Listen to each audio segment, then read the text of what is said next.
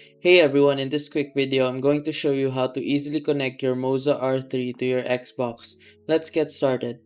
First, connect the pedals to the pedal board on the base. Now plug the power cord into an outlet and connect it to the DC input of the MOZA base. Next, grab the included cable and plug one end into the paddle port on the base and the other end into the pedals.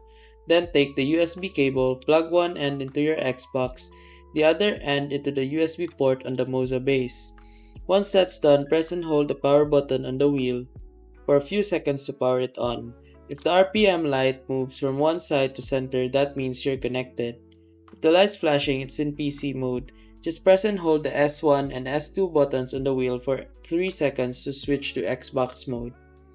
Now you're ready to play any game that supports a racing wheel. Simple, right?